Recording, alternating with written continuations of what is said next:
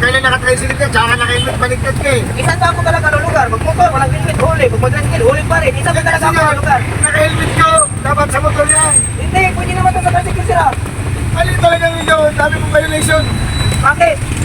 Kasi nga, dapat ang helmet pag nakamotor. Eh, akala ko kasi pwede kasi dito sa ano eh, sa tricycle eh. Ano naging pwede yan? Helmet tricycle na nga yan.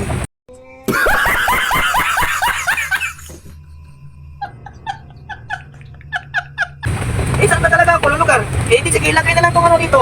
Oh. Ang helmet, pagka nakamotor. Ay, ito sir, pwede ba ito sir?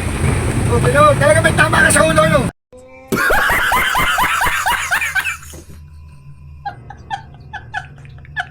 Bakit? Pero planggana naman yan, yung planggana, sa ugasan ng pinggan yan.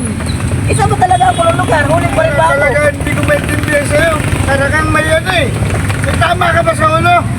Hindi Tama naman, na. hindi naman po. Alis ka na dyan. Diyan ka lang.